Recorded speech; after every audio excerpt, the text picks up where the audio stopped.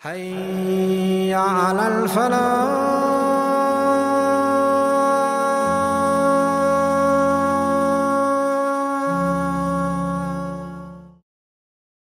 من الشيطان الرجيم. بسم الله الرحمن الرحيم.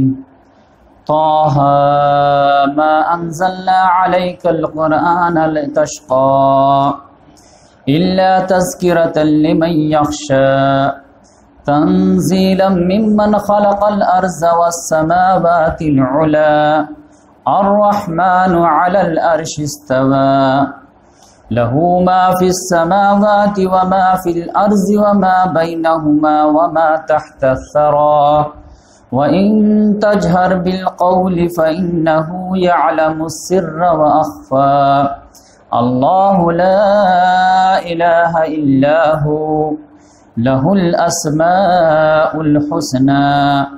وهل أتاك حديث موسى إذ رأى نارا فقال لأهلهم كثوا إني آنست نارا لعلي آتيكم منها بقبس أو أجد على النار هدى فلما أتاها نودي يا موسى إني أنا ربك فاخلع عليك إنك بالوادي المقدس طوى وأنا اخترتك فاستمع لما يوحى إنني أنا الله لا إله إلا أنا فاعبدني وأقم الصلاة لذكري إن الساعة آتية أكاد أخفيها لتجزى كل نفس بما تسعى. صدق اللہ العظیم. محترم خواتین و حضرات، ابھی آپ لوگوں کے سامنے سورہ طٰہٰ کی ابتدائی 15 آیات کی تلاوت کی گئی، اور یہ میں کیوں تلاوت کیا ہوں یہ انشاءاللہ پروگرام کے آخر میں آپ کو بات خود سمجھ میں آ جائے گی.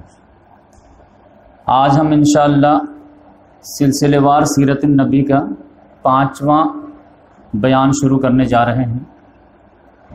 اس سے قبل ہم جو کچھ بھی سیکھے ہیں اس کا ہم اعادہ کر لیتے ہیں کہ محمد صلی اللہ علیہ وسلم کی پیدائش 571 عیسوی میں ہوئی. پھر محمد صلی اللہ علیہ وسلم بچپنا مکے میں گزارے. پھر ایک بیان ہمارا ہوا تھا محمد صلی اللہ علیہ وسلم کے شادی، تجارت، اور پھر زید بن حارثہ رضی اللہ تعالیٰ عنہ کا جو واقعہ پیش آیا تھا. 40 سال کے جب محمد صلی اللہ علیہ وسلم ہوئے تو اللہ تبارک و تعالیٰ نے نبوت کا اظہار کر دیا، اور وہ اس طرح سے کہ محمد صلی اللہ علیہ وسلم غار حرا میں تھے. جبریل علیہ السلام سورہ علق کی ابتدائی 5 آیات لے کر کے آئے. اب بولے پڑھو تو محمد صلی اللہ علیہ وسلم بولے میں پڑھا ہوا نہیں ہوں، تو 3 مرتبہ کے بعد خود پڑھا دیے اور پڑھ کر کے آئے، اور سب سے پہلے جو کلوز سرکل تھا ان سے شیئر کی. تو سب سے پہلے جو ایمان لائیں وہ حضرت خدیجہ رضی اللہ تعالی عنہ، محمد صلی اللہ علیہ وسلم کی سب سے پیاری چہیتی بیوی. پھر دوسرے نمبر پر حضرت علی رضی اللہ تعالیٰ عنہ جو چچیرے بھائی بھی تھے اور محمد صلی اللہ علیہ وسلم کے گارجن شپ میں بھی تھے. اور تیسرے نمبر پر زید بن حارثہ رضی اللہ تعالیٰ عنہ جو محمد صلی اللہ علیہ وسلم کے غلام تھے، لیکن محمد صلی اللہ علیہ وسلم نے ان کو آزاد کر کے بیٹا بنا لیا تھا. اور چوتھے نمبر پر سب سے فاسٹ فرینڈ جو محمد صلی اللہ علیہ وسلم کے تھے، ابو بکر صدیق رضی اللہ تعالیٰ. تو اس طرح سے شروعات میں چیمے گوئیاں بھی ہو گئی، اور پھر اللہ تبارک و تعالیٰ ایک ایک عظیم انسان کو محمد صلی اللہ علیہ وسلم کے جھولی میں دیتا بھی چلا گیا. اب یہاں سے پتہ چلتا ہے کہ محمد صلی اللہ علیہ وسلم کا لائن آف ایکشن کیا تھا، اور پھر کفار قریش کی طرف سے ریئیکشن کیسا تھا. تو یہ پچھلے درس میں ہم اجمالی گفتگو کیے تھے، 590 تک ہم پہنچے تھے. اس کا ہم اعادہ کر لیتے ہیں کہ محمد صلی اللہ علیہ وسلم کو لائن آف ایکشن ایسا دیا گیا کہ نبوت کا اظہار ہو گیا. محمد صلی اللہ علیہ وسلم نے کلوز سرکل کو بات کے، لیکن یہ اتنی بڑی بات تھی کہ یہ بات دبنے والی نہیں تھی، لہذا پرسن ٹو پرسن یہ بات پھیل گئی. تو سب لوگوں کو تعجب ہوا کہ یہ نبی کیسے بن سکتے ہیں. یہ کوئی جن وغیرہ آیا ہوگا غار حرا میں پہاڑ کے اوپر ہے، تو اس کے وجہ سے جو ہے اس کو جو ہے یہ فرشتہ سمجھ لیے، تو لوگ جو ہے اس کو لائٹلی مذاق میں اڑانے کی کوشش کی۔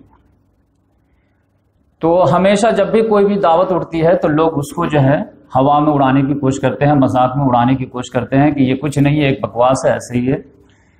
تو محمد صلی اللہ علیہ وسلم کی دعوت کو 4 لفظ کے ذریعے سے، 4 برے القاب کے ذریعے سے دعوت کو کرش کرنے کی کوشش کی گئی کہ اس کو چٹکی میں اڑا دیا جائے۔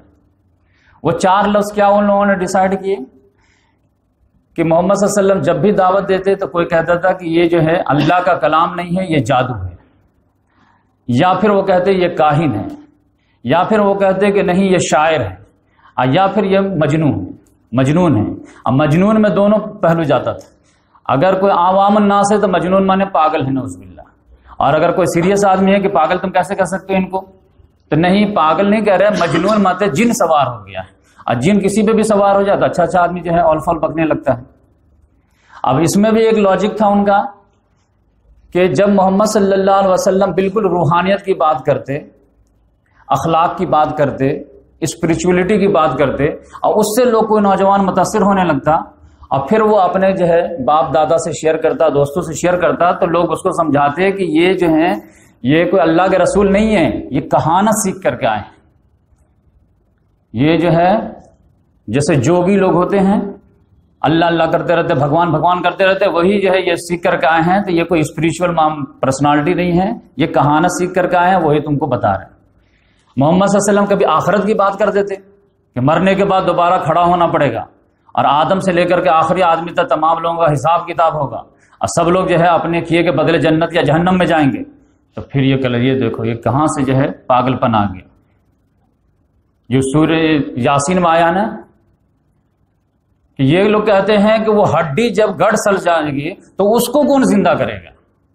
تو اللہ تعالیٰ نے کہا قل یحییھا الذی اولھا مرہ، آپ جواب دیجئے وہ زندہ کرے گا جس نے پہلی مرتبہ اس کو بنایا تھا۔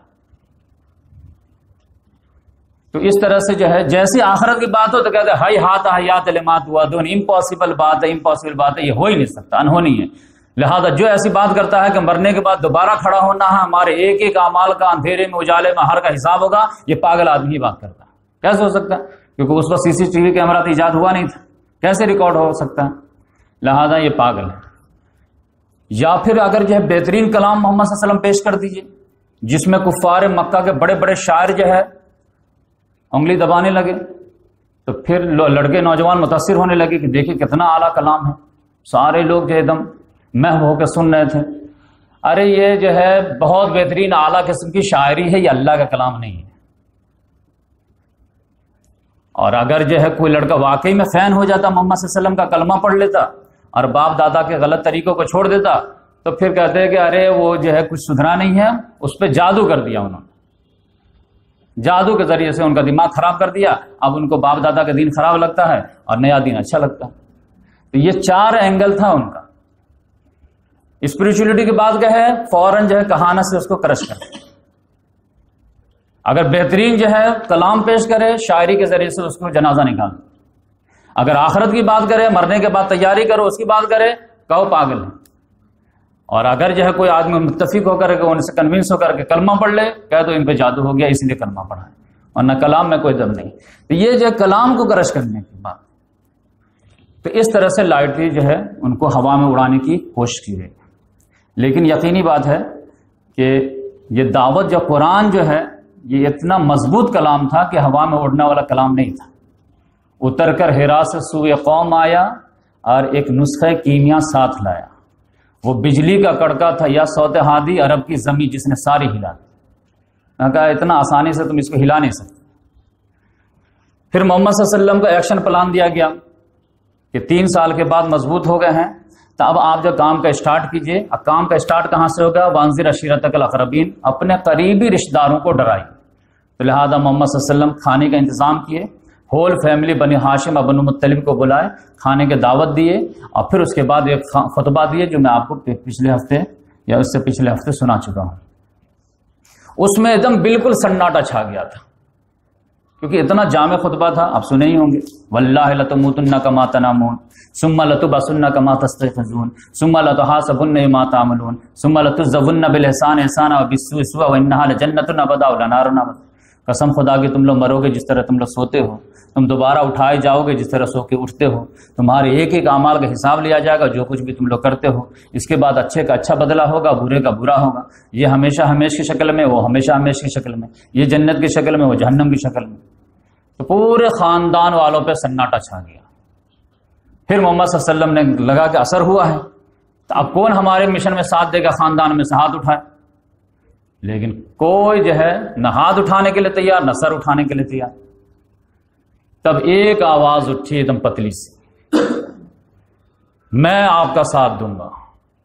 لوگ پیچھے مڑ کے دیکھے تو سب کی کہا نکل گئی، سب اتنے زور سے ہنسے، کیونکہ پیچھے مڑ کے دیکھے تو وہ کون تھے؟ علی رضی اللہ تعالیٰ نے، جو 11 سال کے تھے۔ کہ یہ دیکھو یہ داعی ہے، یہ دعوت ہے، یہ سپورٹر ہے، اور یہ کہتے ہیں کہ ہم عرب کے بادشاہ ہو جائیں گے، آج ہم ہمارے قدموں میں آ جائیں گے۔ تو ابو لہب جو ہے خوب مزہ لیا، لیکن رسول اللہ صلی اللہ علیہ وسلم نے کہا کہ تم جو ہے ہمارے دعوت کا پورے جو ہے سیریسنس کو ڈسٹرب کر دیے۔ اب وہ چچا تھا تو محمد صلی اللہ علیہ وسلم بہت زیادہ کچھ کہہ بھی نہیں سکتے تھے۔ اس کے بعد اللہ تبارک و تعالیٰ کا نیکسٹ پلان آیا کہ اب جو ہے یہ خاندان سے آگے بڑھ کر اعلیٰ اعلان دعوت شروع کر دیجیے، فاصدع بما تؤمر واعرض عن المشرکین۔ لہٰذا اس کے لیے محمد صلی اللہ علیہ وسلم غار جو ہے حرا پہ چڑھ کے کوہ صفا پہاڑی پہ، اور وہاں سے جو وا صباحا کی آواز لگائے، سارے لوگ آئے، جمع ہو گئے۔ محمد صلی اللہ علیہ وسلم نے اپنے اخلاق کا جو پہلے امتحان لیے کہ اگر میں یہ کہوں کہ اس پہاڑ کے پیچھے ایک لشکر ہے، لشکر جرار جو تم پہ ٹوٹ پڑنے والا ہے، تو کیا مانو گے میری بات؟ انہوں نے کہا کہ ہاں، کبھی ہم آپ کو جھوٹ بولتے نہیں پائے تو اس میں کیسے بولیں گے؟ تو اگر یہ بات مانتے ہو تو پھر میں تمہیں ایک عظیم دن کے عذاب سے ڈراتا ہوں تم۔ لیکن وہاں پہ بھی ابو لہبی نے پورا جو ہے جو سیریسنس پیدا ہوا تھا اس کا جنازہ نکال دیا۔ اس نے کہا لہٰذا جمعتنا تبا لک یا محمد، اسی لیے جمع کیے تھے، تباہی ہو تمہاری۔ اب اللہ تعالیٰ کو اتنا غصہ آیا کہ اللہ تعالیٰ نے دونوں شوہر بیوی کے لیے ایک سورہ ہی نازل کر دیا، تبت یدا ابی لہب وتب ما اغنی عنہ مالہ وما کسب سیصلی نارا ذات لہب وامرأتہ حمالۃ الحطب فی جیدہا حبل من مسد۔ تو اس لحاظ سے ابو لہب کا جو ہے کیریکٹر آپ دیکھتے جائیے۔ اب ان کے بعد جو ہے ان کے پاس پرابلم ایک آیا کہ شاعر، مجنوں، دیوانہ، ساحر یہ کہہ رہے تھے، لیکن ایک پرابلم آیا کہ حج کا موسم آنے والا تھا۔ اب حج میں تو مختلف جو ہے ایریے سے لوگ آئیں گے۔ اب کوئی کہے گا نہیں یہ پاگل ہیں، کوئی کہے نہیں یہ شاعر ہیں، کوئی کہے گا نہیں یہ مجنون ہیں، کوئی کہیں گے کچھ ہے، تو لوگ کنفیوز ہو جائے گا، بھائی ہم خود ہی جا کے مل لیتے ہیں۔ تو کہا نہیں پہلے میٹنگ کرو، تو میٹنگ کیا گیا۔ میٹنگ میں جو ہے ابو لہب کو سردار بنایا گیا، اور اس کے بعد جو ہے فیصلہ لیا گیا کہ ولید بن مغیرہ جو ہے جو بتائے گا وہ ہم اس پہ عمل کریں گے۔ تو کہا کہ مشورہ دو، تو کہا کہ ہم لوگ بولیں گے جادوگر ہے، اس نے کہا جادوگر نہیں ہے، کسی نے کہا کاہن ہے، کاہن بھی نہیں ہے، کسی نے کہا شاعر ہے، شاعر بھی نہیں ہے، تو آپ ہی بتائیے کیا ہے پھر؟ تو بولے کہ بھائی کہیں پہ بھی انگلی رکھنے کے جو ہے گنجائش نہیں ہے محمد صلی اللہ علیہ وسلم کے سیرت و کردار میں، کیا بولے ہم، لیکن قریب قریب اگر بول سکتے ہو تو یہ ہم لوگ فیصلہ کرتے ہیں کہ یہ جادوگر ہے۔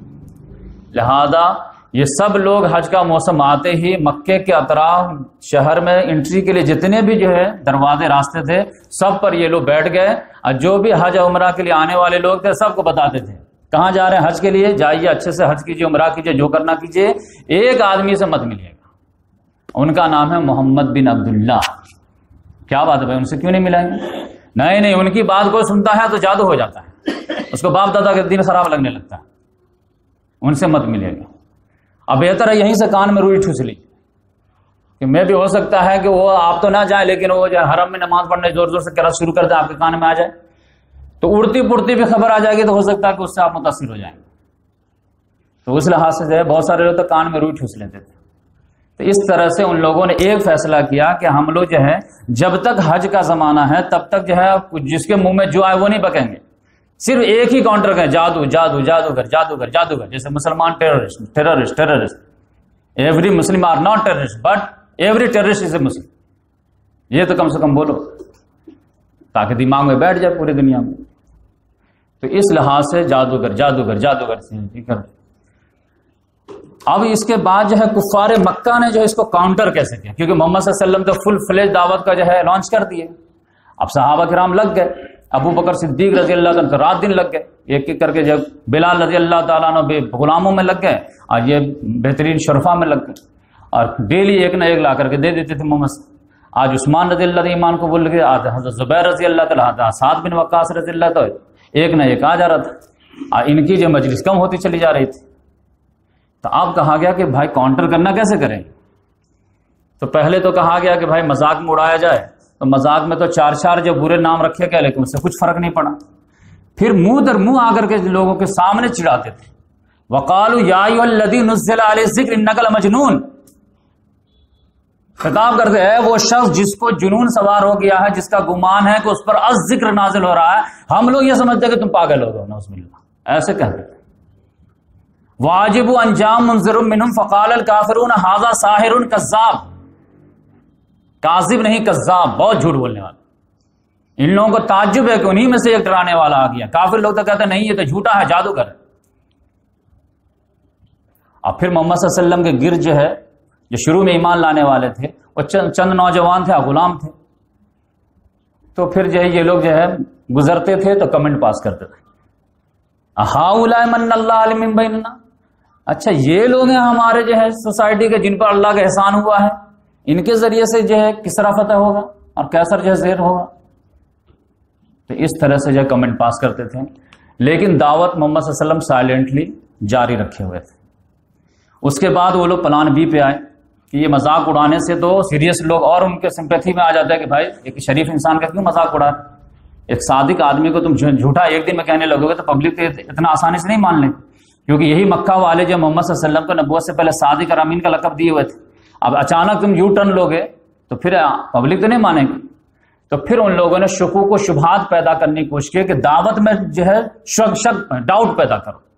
اب کوئی بھی دعوت اگر شک ہو جاتے ہے تو پھر یقینی بات، اگر دودھ آپ کا ایک ڈرم رکھا ہوا ہے، کوئی خالی جو ہے کوئی بیچ رہا ہو اور اس میں شک پیدا کرتے کہ اس میں جو ہے ایک ڈراپ پیشاب گرا ہوا ہے، تو کوئی ضرورت بھی ہوگا کہ نہیں ڈاؤٹ والا کیوں خریدا، ہم دوسری جگہ سے جا کے خریدتے ہیں. تو انہوں نے ڈاؤٹ پیدا کیا. ڈاؤٹ کیسے پیدا کیا؟ وہ کہتے تھے کہ نوجوانوں کو سمجھاتے تھے کہ بیٹا یہ جو اللہ کا کلام نہیں ہے، یہ کیا ہے؟ وقال الکافرون ھذا اساطیر الاولین. یہ پہلے لوگوں کے قصے کہانیاں ہیں، افسانے ہیں، افسانہ سناتا رہتا ہے. دیکھو کیا سناتا ہے، نوح علیہ السلام، ہود علیہ السلام، صالح علیہ السلام، موسیٰ علیہ السلام، عیسیٰ علیہ السلام، انہی کے قصے کہانی سناتے رہتے ہیں. یہ پچھلوں کی کہانیاں ہیں اور کچھ نہیں ہے، نتھنگ ایلس. کیوں دھیان دیتے ہو اتنا؟ بس جیسے کہانی سن کر کے جو ہے چھوڑ دیتا ہو ویسے اس کو بھی چھوڑ دو. پھر کچھ لوگ آتے تھے دوسرے نوجوان، نہیں وقالوا ان ھذا الا افک افتراہ، یہ جو ہے جھوٹ ہے، انہوں نے گڑھ لیا اپنے طرف سے. وعانہ علیہ قوم آخرون، اور ایک دوسری قوم ہے جو ان کو مدد بھی کرتی ہے. یعنی یہ نصرانیوں کا ایجنٹ ہے جو ہمارے قبیلے کو ڈسٹرب کرنے آیا ہے، ہمارے دین کو جو ڈیمیج کرنے آیا ہے اس کا ایجنٹ بن کے آیا. آج بھی آپ دعوت لے کے اٹھیے، آپ کو ایجنٹ فوراً لگا دیں. تو اس طرح سے جو ہے ان لوگوں نے جو ہے بلیم لگانا شروع کیا، بلکہ کھلم کھلا کا دین انما یعلم بشر، ان کو تو ایک آدمی سکھاتا ہے. یہ ایک اجمی غلام پکڑ کے جو ہے اپنے کوٹری میں بند کیے ہوئے ہیں، رات میں ان سے سیکھتے ہیں اور صبح میں آ کر کے ہم پہ دھونس جماتے ہیں. دیکھو اللہ نے نازل کیا 5 آیت.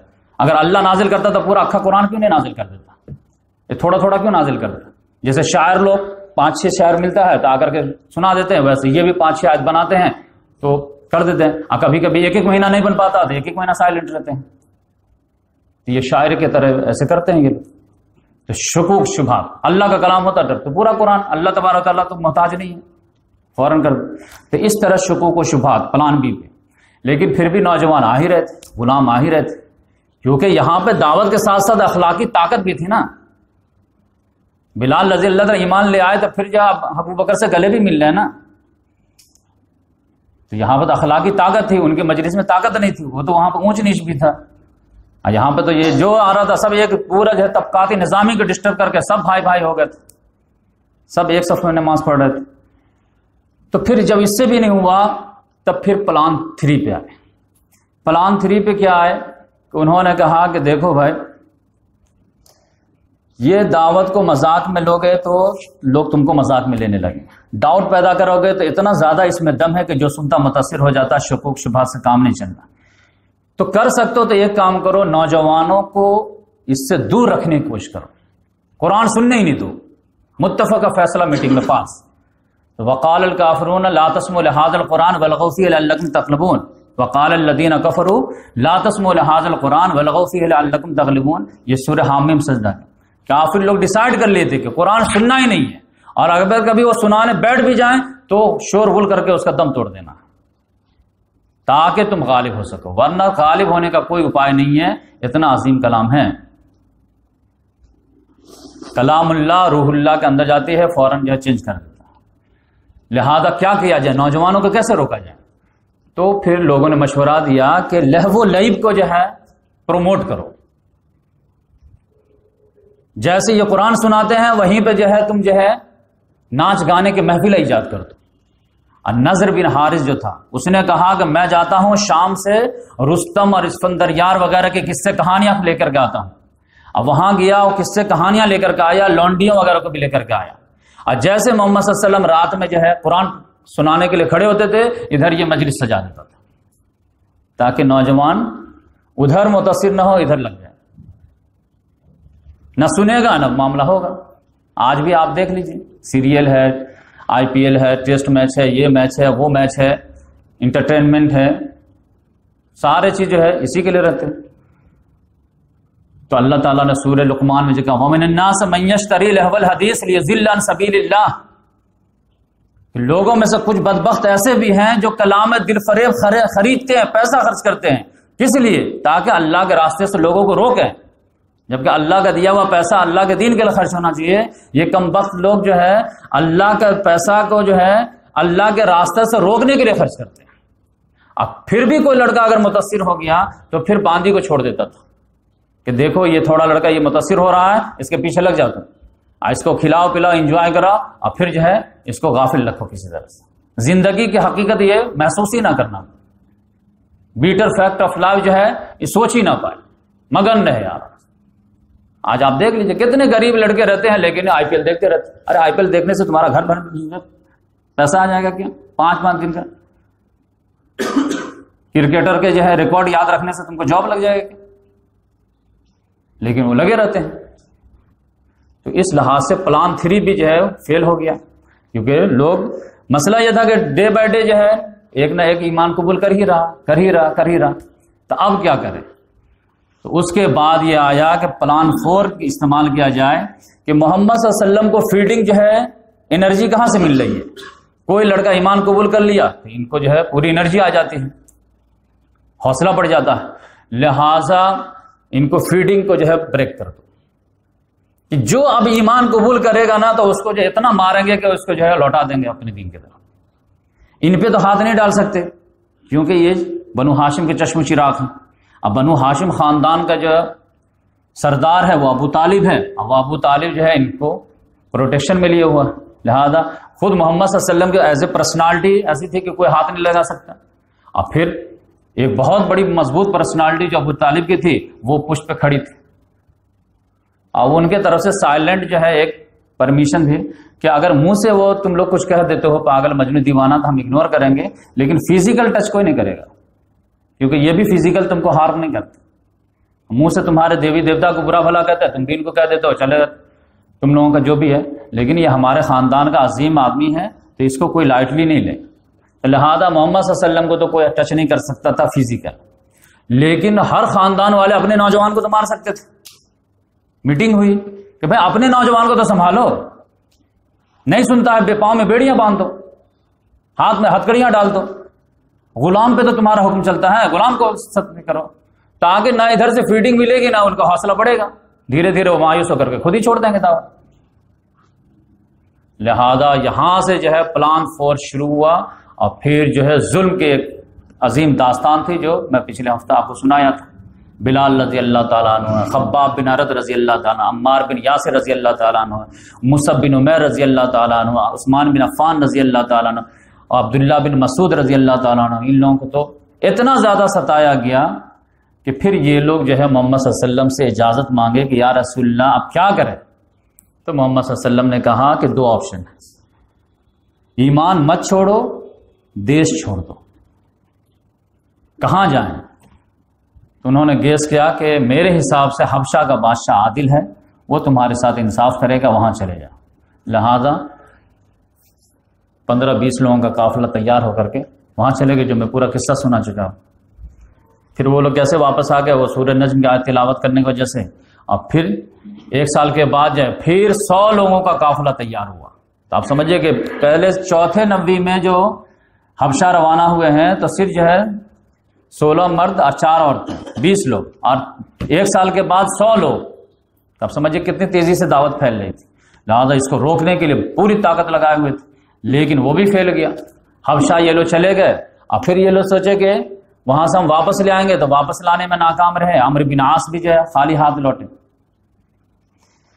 اس کے بعد یہ لوگ جو ہے پلان B5 پہ آئے کہ مذاق اڑانے سے بھی کام نہیں چلا، ڈاؤٹ پیدا کرنے سے بھی کام نہیں چلا، پھر اس کے بعد جو ہے نوجوانوں کو غفلت کا شکار کرنے میں بھی کامیابی نہیں ملی، اور جو ان کے ساتھی تھے ان پہ ظلم زیادتی کرنے سے بھی جو ہے ان لوگ کو روک نہیں پائے۔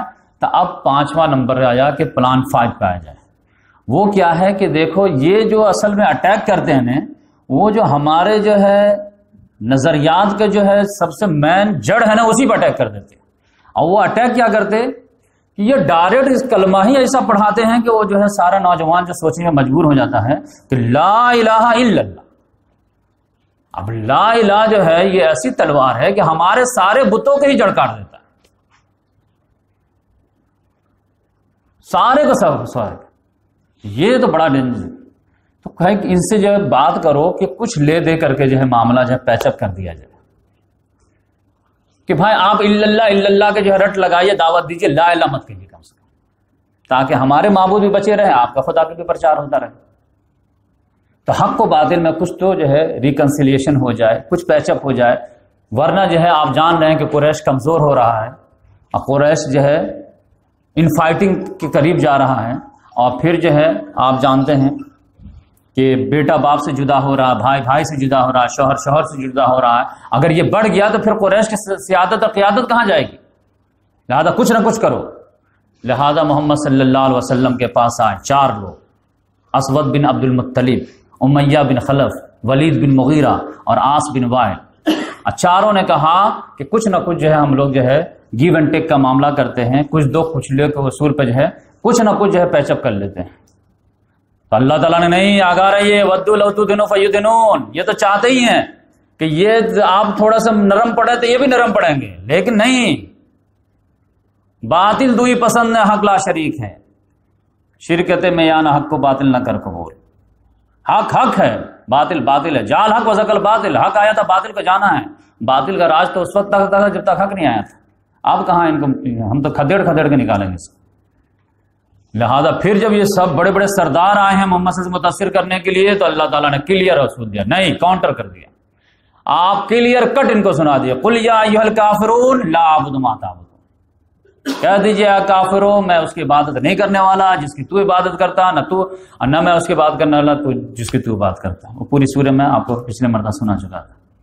تو اس لحاظ سے 5واں جو ہے اصول بھی ان کا ڈسٹرب ہو گیا۔ اس کے بعد یہ لوگ جو ہے 6 پہ آئے کہ بھائی ان کی دعوت رک نہیں رہی ہے تو ان کے گارجین سے بات کیجیے۔ ان کے گارجین کون ہیں؟ ابو طالب ہیں۔ ابو طالب کے پاس آئے کہ دیکھیے آپ کا جو مقام مرتبہ ہے ہمارے معاشرے میں ہر آدمی جانتا ہے، آپ بہت شریف انسان ہیں، بہت اعلیٰ انسان ہیں، اور بنو ہاشم خاندان کے جو ہے سردار ہیں، لیکن آپ کا بھی دین آپ کا بھتیجا نے ایکسیپٹ نہیں کیا ہے، اور اگر جو ہے ہمارے باپ دادا کو برا بھلا کرتا ہے تو اس کا سب تو آپ کے پیپر پہ اٹھتا ہے، گرچہ آپ اپنا بے بھتیجا ہونے کی وجہ سے کچھ نہیں بول رہے، تو تھوڑا سا روکیے ان کو ورنہ جو ہے زیادہ ہو رہا ہے۔ تو انہوں نے نرم انداز میں جواب دیا کہ ٹھیک ہے ہم دیکھیں بات کرتے ہیں۔ لہذا وہ لوگ سوچے کہ ہاں ٹھیک ہے بات کریں گے، لیکن بات کیا کریں گے، محمد صلی اللہ علیہ وسلم جیسے کام جاری تھا ویسے جاری رکھے۔ تو پھر ان لوگوں کو محسوس ہوا کہ ابو طالب جو ہے زیادہ سیریس نہیں لیا ہم لوگوں کو۔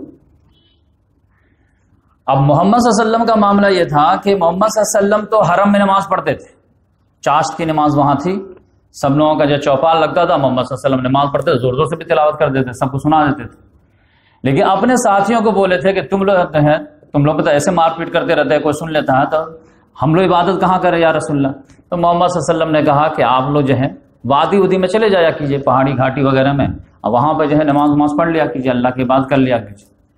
لیکن یہ لوگ گئے تو اتفاق سے ایک مرتبہ ابو سفیان نے دیکھ لیا کہ سعد بن ابی وقاص رضی اللہ عنہ نماز پڑھا رہے ہیں، اس کی نظر پڑ گئی، اب وہاں جا کر کے جھڑپ ہو گئی، تو ادھر بھی تھوڑا خون گرا، ادھر بھی تھوڑا خون گرا۔ اب محمد صلی اللہ علیہ وسلم ابھی چاہ رہے تھے کہ شروعاتی دور میں ہمارے جو بھیڑنت نہ ہو، ورنہ یہ تو میجورٹی میں ہم کو کرش کر دیں گے، جس روز سائزیبل کوانٹٹی میں ہم کو طاقت آ جائے گی تو ہم تو خود ہی جو ہے ان کو نہیں چھوڑیں گے، لیکن ابھی تو ہم کو صبر سے مظاہرہ کرنا ہے۔ تو پھر محمد صلی اللہ علیہ وسلم نے اپنے ساتھیوں کو کہا کہ اچھا ٹھیک ہے، وادی وغیرہ میں بھی چھوڑو، اور ایک گھر ہم لوگ تلاش کرتے ہیں سینٹر۔ تو ارقم بن ابی ارقم ایک صحابی تھے، شروع دن میں ایمان لے آئے تھے، ان کا گھر جو تھا کوہ صفا سے بالکل لگ کر کے تھا اور تھوڑا مسجد حرام سے دور تھا۔ ان کے گھر کو جو ہے فکس کیے کہ یہاں پہ ہم لوگ جمع ہوا کریں گے، اور جو بھی تربیت کے سامان ہے، نئی وحی آئے گی تو اس کو ہم شیئر کیا کریں گے، اور یہ ہمارا جو ہے ایک طرح سے سینٹر رہے گا۔ تو دار ارقم کو محمد صلی اللہ علیہ وسلم نے 4 ہجری میں ایک سینٹر بنا لیا، اور یہاں جو تربیت کرتے تھے، پھر پرسن ٹو پرسن جو ہے دعوت صحابہ کرام سارے لوگ پھیلاتے تھے۔ اس کے بعد جو ہے ان لوگوں کو لگا کہ جب حبشہ سے ناکامی ہوئی ہے، تب جو ہے دوبارہ پھر جو ابو طالب کے دربار میں سب آئے ہیں، اور اس بار آئے ہیں تو اس بار دھمکی کے انداز میں آئے ہیں۔ پہلے تو پولائٹلی بولے تھے کہ اپنے بھتیجے کو تھوڑا سا سنبھالیے، وہ زیادہ کر رہے ہیں، اس بار آئے دھمکی کے انداز میں۔ دیکھیے فرسٹ مرتبہ ہم لوگ آئے تھے، آپ کو رسپانس نہیں دیے، کیونکہ جیسا کام چل رہا ویسے ہی چل رہا ہے۔ اس کا مطلب یہ ہے کہ آپ نے بھتیجا کو جو ہے روکا نہیں نہ ٹوکا ہے، تو آپ میرے طرف سے سن لیجئے، اگر آپ اپنے بھتیجا کو نہیں روکیں گے تو پھر دوسرا آپشن ہے کہ بیچ سے ہٹ جائیے، پھر ہم اور ان سے خود معاملہ نپٹ لیں، اور اگر آپ بیچ میں آئیں گے تو آپ بھی کان کھول کر کے سن لیجئے، پھر ہم ایک ایسی جنگ چھیڑ دیں گے جس میں دونوں میں سے کسی ایک کا صفایا ہو جائے گا۔ تب ابو طالب ہل گئے دم، کیونکہ پورا قریش اگر مل جائے تو پھر بنو ہاشم کیا کر پائے؟ اس میں بھی بنو ہاشم میں سارے مسلمان تو تھے نہیں، ابھی آدھے مسلمان تو آدھے تھے ہی نہیں، تو یہ ہل گئے دم۔ اور ادھر ظلم و زیادتی ایک دم، یہ سینسیویٹی جو ہے ابو طالب سمجھ رہے تھے، کیونکہ یہ لوگ جو ہے اپنے بیٹے کو مار رہے ہیں، اپنی بیوی کو مار رہے ہیں، اپنے غلاموں کو مار رہے ہیں، تو پھر یہ ہمارے بھتیجے کا کیا کریں؟ ہر آدمی اپنے بیٹے کو مار رہا ہے، ہر آدمی اپنے غلام کو مار رہا ہے، یہ اتنا زیادہ جو ہے ان کے نزدیک سیریس میٹر ہے۔ تب ابو طالب جو ہے محمد صلی اللہ علیہ وسلم کو بلائے، بولے کہ بھتیجا تمہارے قوم کے لوگ آئے تھے اور یہ ریکویسٹ دے کے گئے ہیں، بلکہ دھمکی دے کے گئے ہیں، تو بیٹا ایک بات جان لو کہ مجھ پر اتنا بوجھ نہ ڈالو کہ میں برداشت نہ کر سکوں، اٹھا نہ سکوں۔ تو محمد صلی اللہ علیہ وسلم بھی تھوڑا سا مایوس ہو گئے کہ عظیمت کا چٹان یہ کیا بات کر رہا ہے، سب سے بڑا مضبوط پیلر یہ بھی ہل رہا ہے۔ تو محمد صلی اللہ علیہ وسلم نے کہا چچا جان، یہ لوگ جو ہے دھمکی ومکی کیا چیز ہے؟ یہ لوگ اگر میرے داہنے ہاتھ میں سورج اب بائیں ہاتھ میں چاند بھی لا کے رکھ دیں تب بھی میں یہ مشن سے باز نہیں آ سکتا، یا تو یہ دین غالب ہوگا یا پھر اس راستے میں میری جان جائے گی، تیسرا کوئی آپشن نہیں ہے۔ کہہ دیجئے جو کرنا کرے، اور آپ بھی نہیں ساتھ دینا چاہتے مت دیجیے، ہم آپ کے بھروسے تو دعوت کھڑا نہیں کی، ہم تو اللہ کے بھروسے کی۔ اور یہ کہنے کے بعد جو ہے آنکھوں سے آنسو جاری ہو گئے، ہم محمد سے اٹھ کے جانے لگے۔ جیسے اٹھ کے جانے لگے کہ ان کا دل پگھل گیا، بولے بیٹا ادھر آؤ ادھر۔ پھر آئے ہیں تو محمد صلی اللہ علیہ وسلم بولے کہ بیٹا جاؤ، تم کو جو آرڈر ملا ہے وہ کرو، ہم مرتے دم تک تمہارا ساتھ دیں گے۔ اب پھر جو ایک شعر بولے ہیں بہت زبردست، واللہ لا یصل الیک بجمعہ حتی اوسد فی التراب دفینا، قسم خدا کی یہ لوگ تمہارے پاس پوری جمعیت کے ساتھ بھی نہیں پہنچ پائیں گے یہاں تک کہ یہ لوگ مجھے زمین میں دفن کر دیں، یعنی میرے مرنے کے بعد ہی تم تک ہاتھ لگا پائیں گے، میرے جیتے جی نہیں ہاتھ لگا پائیں گے، لہذا جو آرڈر ہوا کرو، ہمارا فلی سپورٹ تمہارے ساتھ۔ تو محمد صلی اللہ علیہ وسلم کو حوصلہ بڑھا کہ ایک جو فیلر لڑکھڑا رہا تھا اس کو میں نے ٹھیک کر لیا۔ اب اس کے بعد جو ہے جب معاملہ جو ہے اور گرم ہوا کہ پھر ایک مرتبہ ابو طالب کے پاس اور ہے کہ یہ لگتا ہے کہ جو ہے اپنے بھتیجے کو جو بچپن سے پالے پوسے ہیں، لیکن بھتیجے نے جو ہے فائدہ پہنچایا نہیں چچے کو، اور اب جو ہے تو کمائی بھی نہیں کرتے ہیں، خالی دین کرتے رہتے ہیں۔ دین ان کو پسند ہے، دین پسند رہتا تو قبول کیے ہوتے، تو ہو سکتا ہے کہ بھتیجے سے نہ چاہتے ہوئے جو ہے جھیل لیں ہوں۔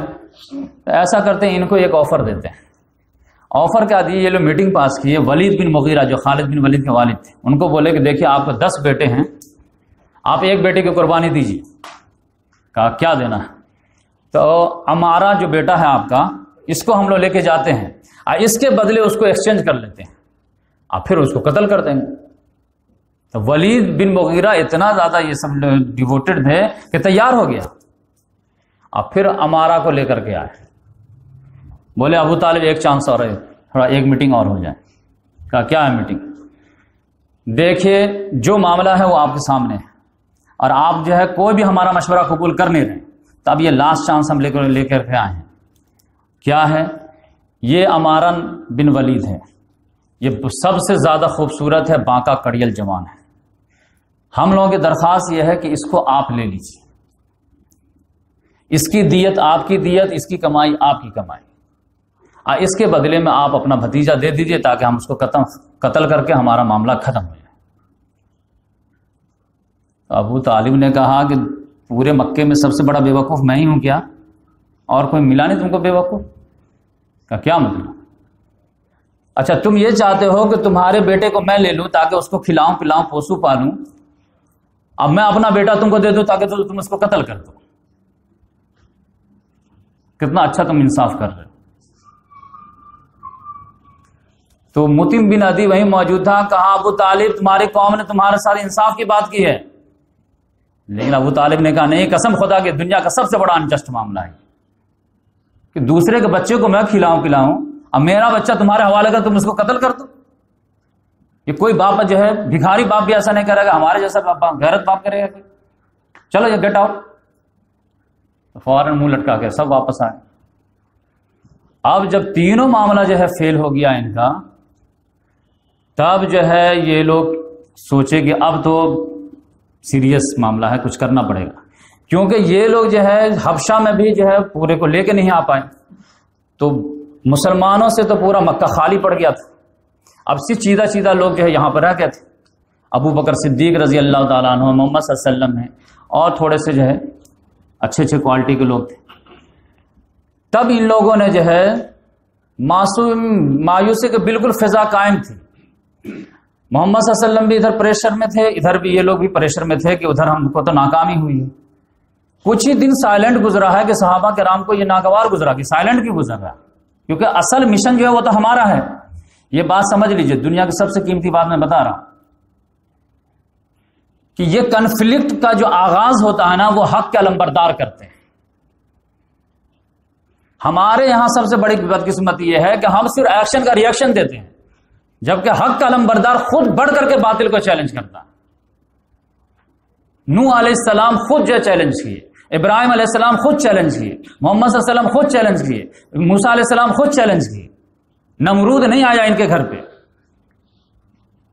کیونکہ ایک تالاب ہے، اس میں پانی بالکل سکون سے ہے، ہر آدمی اپنے قسمت پہ راضی ہے، ٹھیک ہے غلام پیدا ہوئے ہیں، غلام ہیں، غریب پیدا ہوئے ہیں، غریب ہیں، جو پیدا ہوئے ہیں، لیکن آپ کھڑے ہوئے، غلامی غلط، یہ مورتی پوجا غلط، تو یہ سائلنٹ تالاب میں پتھر کس نے پھینکا؟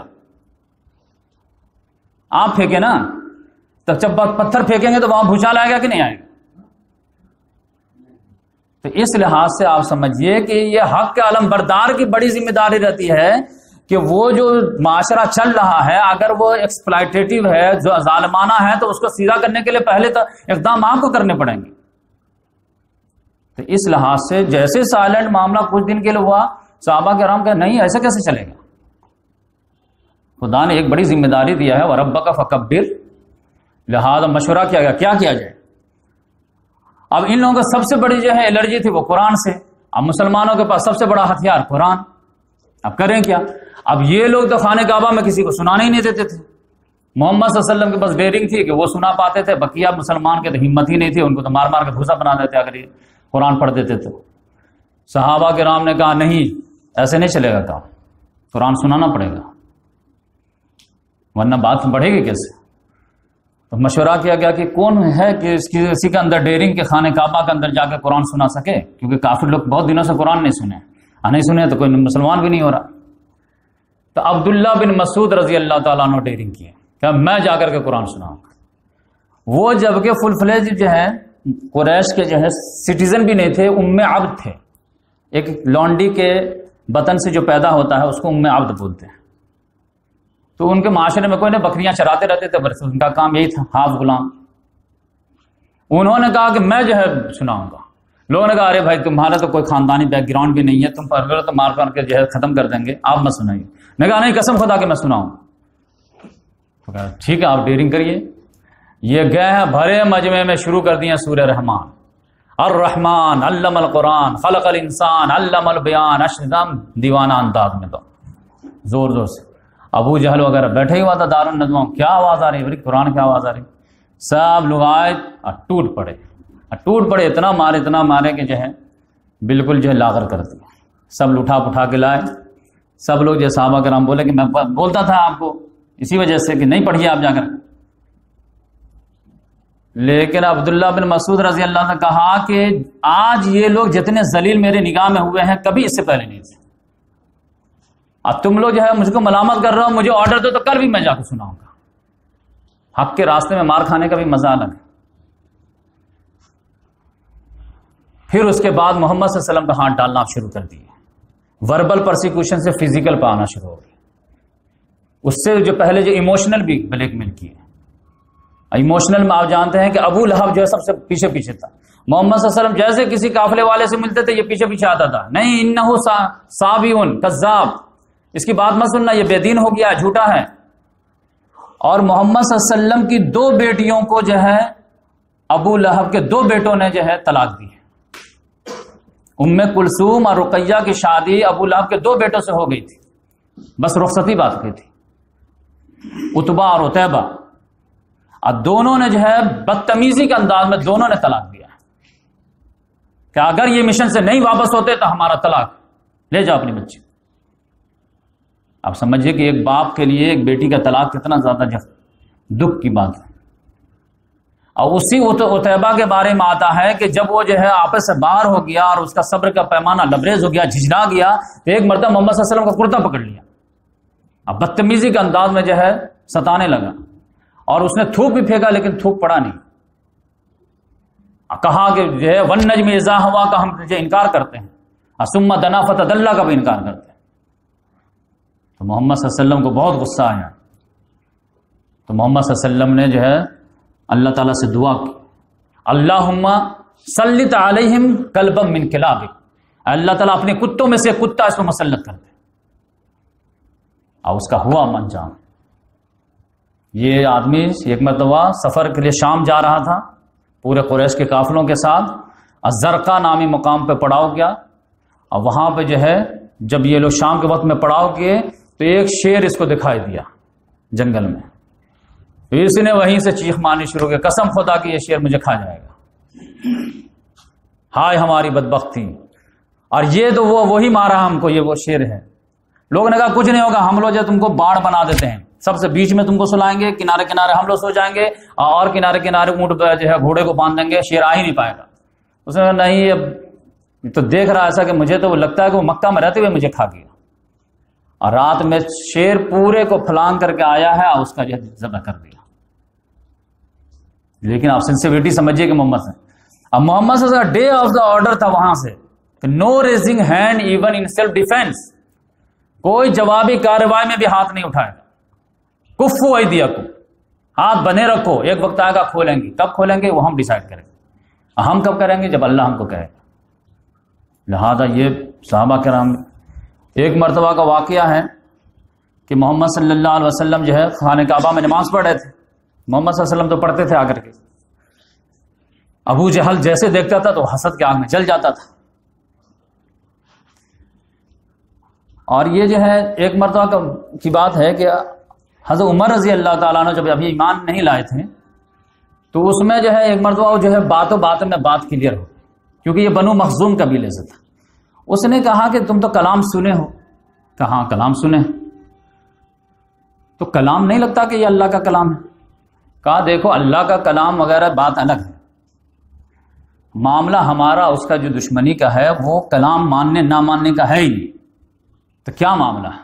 معاملہ سرداری کا ہے کہ جاہلیت کے زمانے سے ہی ہمارا ان کا ٹکر چلتا ہے گڈ ول کے لیے، کہ انہوں نے غریبوں کو کھانا کھلایا تو ہم نے ان سے بڑھ کے کھلایا، انہوں نے غریبوں کو کپڑا پہنایا تو ہم نے ان سے زیادہ پہنایا، انہوں نے حاجیوں کو پانی پلایا ہم نے ان سے زیادہ خدمت کی، یہاں تک کہ ہم لوگ بالکل برابر تھے. سیسو کی جنگ چل رہی تھی. اب اس نے کہا اس میں سے ایک آدمی کہ انا نبی، میں نبی ہوں. اب اس کے ماننے کے بعد بچے گا کیا؟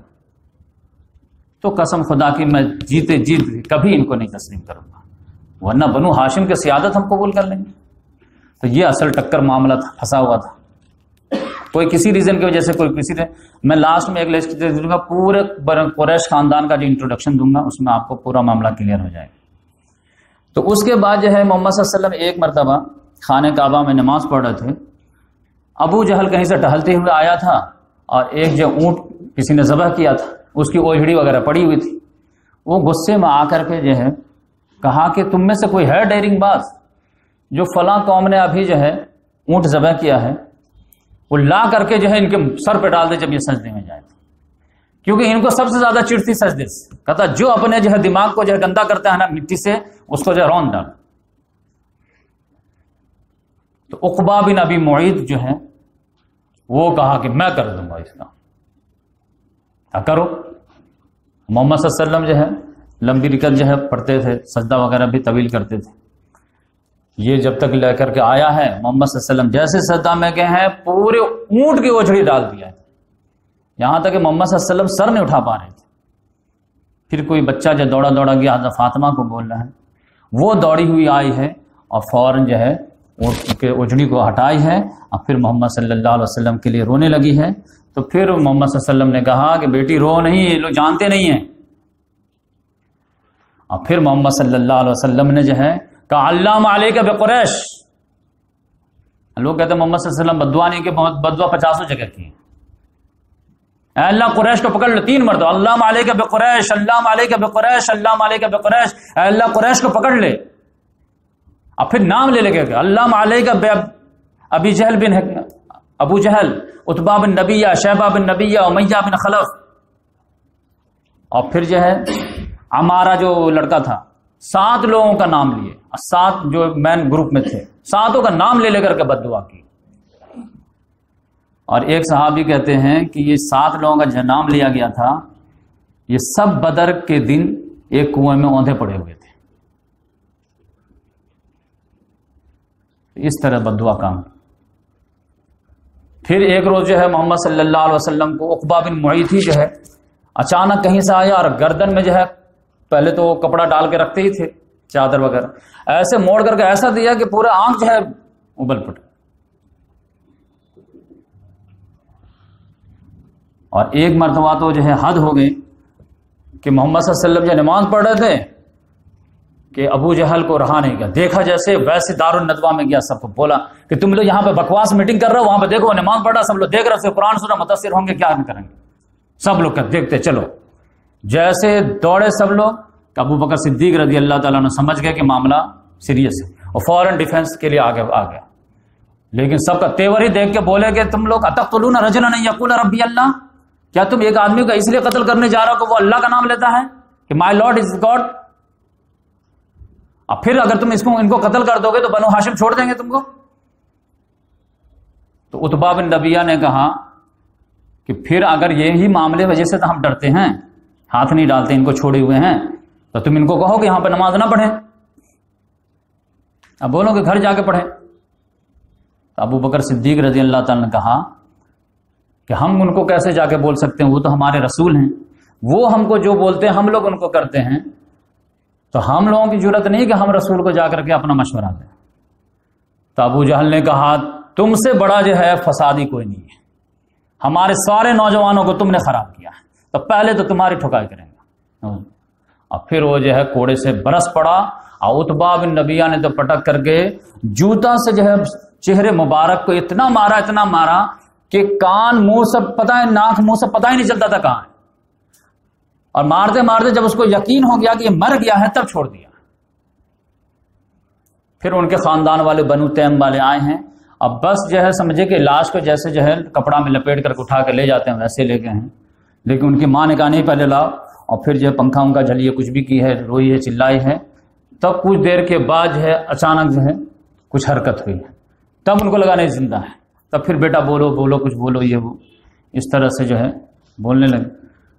لیکن جیسے ہی بولنے کے جو ہے طاقت آئی ہے تو پہلا لفظ جو نکالے ہیں، کیونکہ ادھر پورے ان کے خاندان والے تو بدلہ لینے کی تیاری کر رہے تھے، بنو تیم والے، کیونکہ قبائلی سسٹم تھا تو تیاری کر رہے تھے کہ ابو جہل کو تو چھوڑیں گے نہیں، لیکن ابو جہل بہت مضبوط خاندان کا تھا، لیکن پھر بھی ہمارے خاندان والے کو مارا تو کیسے کچھ نہ کچھ تو کرنا پڑے گا، لیکن پہلے یہ ٹھیک ہو جائے اس کے بعد ہم کچھ کریں گے۔ لیکن جیسے ان کی آنکھ کھلی ہے، اب پہلا لفظ نکالا ہے تو کیا ہے؟ ما فعل بمحمد صلی اللہ علیہ وسلم، محمد صلی اللہ علیہ وسلم کے کیا حال ہے، انہوں نے محمد صلی اللہ علیہ وسلم کو کیا کیا؟ کیونکہ ہم تو ڈیفینس میں آئے تھے نا، تو ہم تو ٹھیک ہے بے ہوش ہو کے گر گئے، اس کے بعد ان کا کیا کیا؟ اصل معاملہ یہ ہے، سارے بنو تیم والے جھجلا کے چلے گئے کہ ہم تمہارے وجہ سے یہاں پرابلم میں ہیں، تم کو کسی اور کی فکر پڑی گی۔ انہوں نے کہا تم تو گیٹ آؤٹ، کوئی ہمدردی کی ضرورت نہیں۔ ماں کو کہا کہ سب کو بھگا دیجیے، سب بھگا۔ اس کے بعد جو ہے ماں کو بولے ہیں کہ نہیں محمد صلی اللہ علیہ وسلم کیا حال ہے بتائیے۔ انہوں نے کہا بیٹا میں تو گھر میں تھی، مجھے کچھ پتا ہی نہیں کہ وہاں پہ کیا ہوا حرم میں۔ تو بولے کہ آپ جو ہے ام جمیل سے جا کے پوچھیے، عمر بن خطاب کی بہن، وہ ایمان لے آئی تھی اندر سے، وہ گئی ہیں ام جمیل سے پوچھیے کہ محمد صلی اللہ علیہ وسلم کے بارے میں کیا حال ہے۔ تو انہوں نے پہلے کہا کہ میں ابو بکر کو بھی نہیں جانتی، عمر خان جو ہے محمد کو بھی نہیں جانتی۔ میرا بیٹا تو بولا کہ آپ کو معلوم ہے، آپ کا بالکل کلیئر کٹ بولنے کے نہیں معلوم۔ تو جب جانے لگے تو بولے کہ اچھا ادھر سے نہیں، آپ چاہیں تو میں آپ کے بیٹے کے پاس جا کر کے خود ہی بات کر لیتی ہوں۔ ہاں آؤ۔ جب آئے ہیں انہیں حالت دیکھی ہے تو جو چیخ پڑی ہے اور پھر بددعا ودعا دی ہے۔ پھر ابو بکر صدیق رضی اللہ تعالیٰ نے کہا کہ اچھا ٹھیک ہے خاموش ہو جائیے، یہ بتائیے محمد سے کیا حال ہے۔ انہوں نے کہا کہ سالم صحیح سالم ہے، لیکن وہ اس پہ بھی بس نہیں کیا، انہوں نے کہا قسم خدا کی میں نہ کچھ کھاؤں گا نہ پیوں گا جب تک کہ محمد صلی اللہ علیہ وسلم کو اپنی آنکھوں سے نہیں دیکھ لوں گا، تم ہو سکتا چھپا رہی ہے، مجھ کو جھوٹا تسلی دے رہی ہے۔ بولے کہ ابھی جو ہے اتنے ہلچل ہے تو میرے بھائی ایمان کا راز فاش ہو جائے گا، تو میں ابھی تو آپ کو لے کے نہیں جا سکتی، تو وہ سناٹا ہونے دیجئے، دوپہر کے وقت میں جب قیلولہ کا وقت ہوگا تو ہم آپ کو لے کے جائیں گے۔ تو جب بالکل سناٹا، عرب میں جو کلچر ہے سب لوگ سو جاتے ہیں، مطلب قیلولہ میں گھر میں بند ہو جاتے ہیں، تب یہ ان کی ماں اور ام جمیل کسی طرح کندھے پہ سہارا دے کر کے محمد صلی اللہ علیہ وسلم وہی دار ارقم میں لے جا کر کے پہنچائے ہیں۔ جب محمد صلی اللہ علیہ وسلم کو اپنی آنکھوں سے دیکھیں تب ان کو اطمینان ہوا ہے،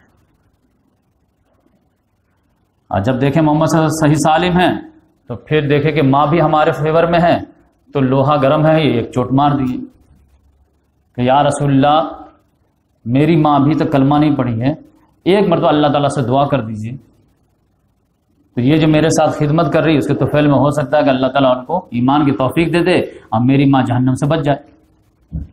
وہ بیٹا کیا جو ماں کو جہنم سے نہ بچا سکے۔ تو محمد صلی اللہ علیہ وسلم نے دعا کے لیے ہاتھ اٹھائے، ادھر ہاتھ اٹھائے ہیں کہ وہ ماں کو بلا لیجیے، کانفیڈینس اتنا تھا۔ وہ باہر کھڑی تھی ام جمیلہ، وہ دونوں، ادھر محمد ہاتھ اٹھایا، ان کو کانفیڈینس تھا کہ آپ تو یہ پگھلی، فوراً بولے ماں ادھر آ۔ اب محمد صلی اللہ علیہ وسلم کے پاس گئی ہے، اب بولے کہ اشہد لا الہ الا اللہ واشہد ان محمد رسول اللہ۔ ام جمیل سنی ہے تو ادھر رو رہی تھی، فوراً مسکرانے لگی، چلو کم سے کم یہ حادثہ کی وجہ سے ایک جو ہے ماں تو آئی۔ تو اصل ان کے سامنے صرف ایک ہی مشن تھا کہ اسلام پروموٹ ہونا چاہیے، چاہے ہماری جان بھی اس میں چلی جائے۔ تو اس طرح سے جو ہے آپ سمجھیے کہ پرسنل اٹیک آپ جو ہے سیدھا لوگوں پہ شروع ہو گیا تھا۔ لیکن میں وہی بتایا آپ کو کہ یہ قدرت کا ایک اصول ہے، ظلم پھر ظلم ہے، بڑھتا تو مٹ جاتا ہے، خون پھر خون ہے، ٹپکے گا تو جم جائے گا۔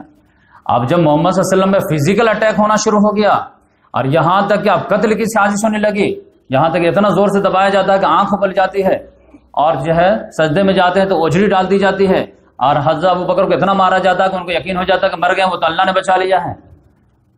تب اللہ تعالیٰ نے کہا اچھا ٹھیک ہے، اب ہم تمہارے بھی ساتھ بیت کرتے ہیں۔ وہ معاملہ کیا ہوا کہ بالکل جو ہے ظلم اور طغیانی کا جو ہے زیادتی کا جو بادل چھایا ہوا تھا کہ ایک بجلی کڑکی، اب وہ بجلی کیا کر کے حضرت حمزہ رضی اللہ تعالیٰ عنہ محمد صلی اللہ علیہ وسلم کی جھولی میں دے دیا. لو ظلم کرو گے تب جتنا بڑا ظلم اتنی بڑی پرسنالٹی کو میں ایمان کی توفیق دوں گا. کرو کیا؟ اس کا واقعہ کیا پیش آیا کہ ابو جہل جو ہے ایک مرتبہ گھوم رہا تھا صفا پہاڑی کے ادھر ادھر. محمد صلی اللہ علیہ وسلم کہیں بیٹھے ہوئے تھے, سوچ رہے ہوں گے کچھ. اچانک نگاہ پڑ گئی, وہ آیا دیکھا اکیلے ہیں, کوئی موقع کا بہترین ہے, آ کر کے جو برس پڑا ہے گالم گلوچ دم جو شروع کر دیا. اور پھر دھمکی دیا کہ دوبارہ اگر میں نے دیکھ لیا اس طرح سے ہمارے بچوں کو برباد کرتے ہوئے اور غلاتے ہوئے تو پھر میں پتھر سے تمہارا سر کچل دوں گا. اب محمد صلی اللہ علیہ وسلم سائلنٹلی اگنور کرتے رہے, کیونکہ قرآن میں آیا تھا قالوا سلاما وعارض عن الجاہلین, بس جو ہے جاہلوں سے الجھنا نہیں ہے, جاہلوں سے نپٹنا ہے, بعد میں نپٹیں گے لیکن ابھی نہیں الجھنا ہے. بس ایک بہترین بیوٹیفل انداز میں جو ہے اگنور کیجیے ان کو. کیونکہ آپ جان لیجئے کبھی بھی ریولوشن کا معاملہ ہوتا ہے نا تو اس میں یہ جان لیجئے کہ 90% جو لوگ ہوتے ہیں نا وہ عوام الناس پہ مشتمل ہوتے ہیں, ان کو کچھ فرق ہی نہیں پڑتا کہ کون سا نظام کون سی ذاتی کیا ہو رہا, بس اپنا کھانا اپنا پکانا اپنا کمانا, ان کو کوئی مطلب نہیں, بس ہماری کمائی ہونی چاہیے, ہمارا دھندا چلنا چاہیے. بس یہ 10% لوگ جو رہتے ہیں نا اس میں سے 5% حق والے رہتے ہیں, 5% باطل والے رہتے ہیں. ان دونوں کے اصل ٹکر رہتی ہے. اب ان دونوں میں جیت کس کی ہوتی ہے؟ جو سائلنٹ میجورٹی 90% ہے وہ کیوں اپنے فیور میں کر لیتا ہے. اور اس میں آسانی کس کو ہوتی ہے؟ یہ 5% اگر نیک لوگ ہیں اور نیکی کو خوب پھیلائے ہوئے ہیں, نیکی کا مزاج بنائے ہوئے ہیں تو دعوت اڑتی ہے تو نیک لوگ آگے فوراً آ جاتے ہیں. اور اگر برائی والے جو ہے زیادہ ایکٹیو ہیں اور انہوں نے جو جھوٹ کرپشن پھیلائے ہوئے ہیں تو ان کی دعوت جو زور پکڑ لیتی ہے. یہ بات سمجھ لیجیے. تو اصل یہ ٹکر یہ جو ہے قیادت کی رہتی ہے. بقیہ عوام الناس جیسے انڈیا میں بھی آپ دیکھ لیجیے بھائی کس کی گورنمنٹ ہے, نہیں ہمارا خالی بس دھندا چلنا چاہیے, اس کو آزماتے اس کو آزماتے اس کو آزماتے, کوئی نہیں ہوتا تو سب تک جو ہے چینج کرتے رہتے. ہر اسٹیٹس میں بھی یہی ہوتا ہے, ہر اس میں بھی یہی ہوتا ہے. تو یہ ہر جگہ معاملہ رہتا ہے. تو اس میں جو ہے ابو جہل نے جو بہت زیادہ جو ہے ڈانٹ ڈپٹ دیا محمد صلی اللہ علیہ وسلم کا. محمد صلی اللہ علیہ وسلم خاموشی سے احسن طریقے سے سائلنٹلی اگنور کر دی کہ پاگل سے کون منہ لگائے, کیونکہ اگر کتا کاٹے تو آپ کتا کو کاٹ کر کے کیا کریں گے, لہٰذا جانے دو اس کو. لیکن وہاں پہ معاملہ یہ تھا کوئی دیکھا تو نہیں, لیکن عبداللہ بن جدعان کا گھر جو تھا وہ پہاڑی کے اوپر تھا. اس کی کھڑکی سے ایک باندی جو تھی وہ اندر سے مسلمان ہو چکی تھی, وہ دیکھ رہی تھی پورا تماشا. وہ دیکھ کر کے تڑپ گئی, لیکن باندی تھی وہ کیا کر پاتی, لیکن وہ جو ہے مسل کر کے رہ گئی بیچاری. لیکن اچانک جیسے ابو جہل گیا ہے ویسے ہی جو ہے صحرا سے جو ہے حضرت حمزہ رضی اللہ تعالیٰ نے شکار کھیل کے آ رہے تھے. ان کا اپنا نیچر ایسا تھا کہ بس موج مستی شکار وغیرہ کرنا. بھتیجا کیا دعوت دے رہا 6 سال سے پتہ ہی نہیں, کیونکہ اس کے تو توجہ ہی نہیں ہوئی. لہٰذا تم لوگ کا اپنا ایشو ہے سنبھالو, ہم کو تو بس شکار کیے 2 مہینے کے لیے نکل جاتے تھے.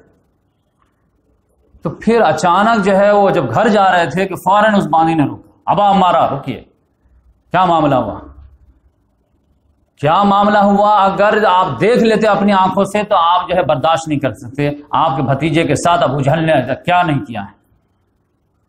ابا فالتا حاضر, واقعی میں ایسا کیا؟ ہاں یہ ربی, میرے رب کی قسم ایسا کیا اس نے. فوراً وہیں سے مڑے, کہاں ملے گا وہ, اب وہیں ہوگا دارالندوہ میں اپنا کریڈٹ لے رہا ہوگا کہ آج تو میں نے جو ہے ایسا کر دیا ویسا کر دیا.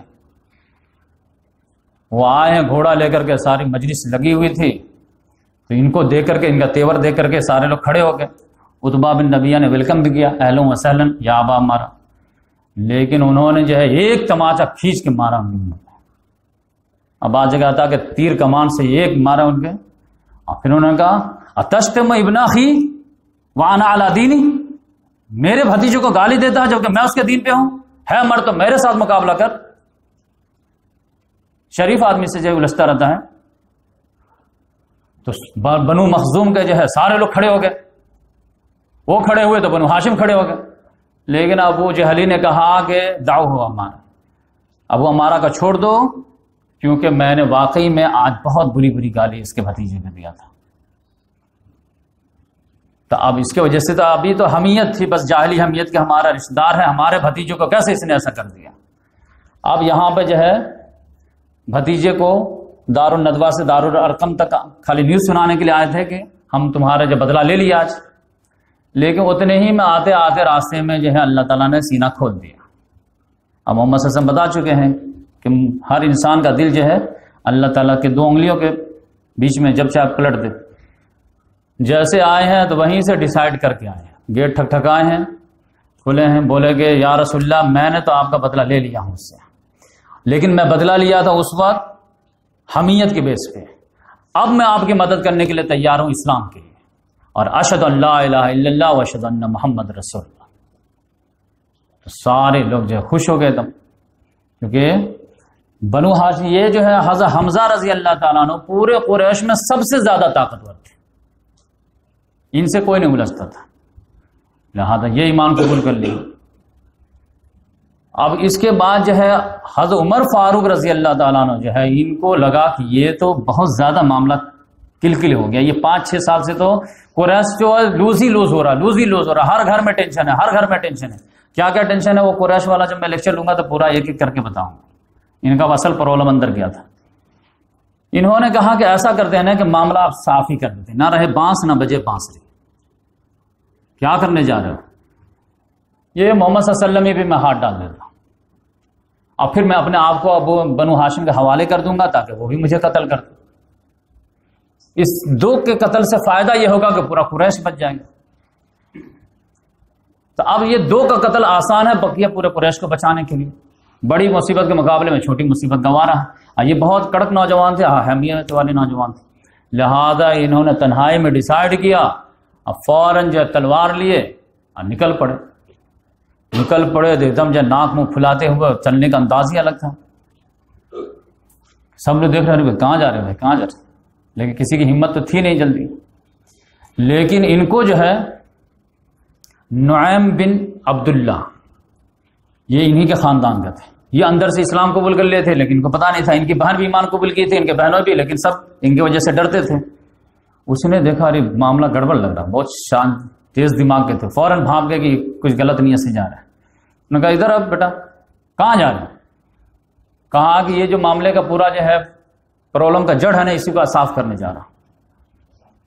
کہا کہ تم اتنے آسانی سے بول دی کہ بنو ہاشم تم کو چھوڑ دیں گے؟ کیا بنے چھوڑیں گے کہ ہم ان کو خود ہی حوالے کر دیں گے تاکہ ہم کو جو صاف کر دیں؟ اب مجھے تو لگتا ہے کہ تو بھی دین بدل لیا۔ ایسا کر کے پھر نکل لے، جیسے نکلنے کا پھر ہاتھ پکڑے۔ کا کیا مطلب؟ کہا کہ محمد کو سنبھالنے سے پہلے اپنے گھر تو سنبھال، گھر والے سنبھلتے نہیں، بنو ہاشم کو سنبھالنے چلے۔ What do you mean? کیا مطلب تمہارا؟ ارے تمہاری بہن کی خبر ہے، تم کو بہنوں کی خبر ہے کیا؟ وہ دونوں تو ان کا کلمہ پڑھ رہے ہیں اور تم ان کو قتل کرنے چاہ رہے ہو، گھر پہ زور نہیں چلتا تو باہر سے جمانے جا رہے۔ اور یہ سننا تھا کہ پورا جو ہے آگ بگولا ہو گیا۔ آپ جا رہے تھے دار ارقم، گھر کے بہنوں ہی کی طرف، اب فوراً جو پہنچے گیٹ پہ تو وہاں پہ اندر جو ہے خباب بن ارت اور سعید بن زید جو حضرت عمر رضی اللہ بہنوں ہی تھے، اور فاطمہ بنت خطاب۔ لیٹسٹ میں جو سورہ طٰہٰ نازل ہوئی تھی، یہ جو میں شروع میں تلاوت کیا تھا، تو وہ ان کو سکھا رہے تھے کیونکہ پی پی کال چلتا تھا، طٰہٰ ما انزلنا علیک القرآن، دونوں شوہر بیوی ان سے سیکھ رہے تھے، غلام سے جو ہے دونوں آقا سیکھ رہے تھے۔ اب یہ بھن بھن کی تو آواز آ ہی جاتی ہے، ساؤنڈ پروف تو تھا نہیں معاملہ۔ گیٹ جیسے ٹھکٹھکائے ہیں، کون؟ عمر۔ ارے حالت خراب سب۔ اب کسی کی حالت خراب نہ، خباب بن ارت کی تو حالت خراب ہونی تھی، وہ تو جلدی سے اندر گھس گئے بالکونی میں، بیڈ روم میں۔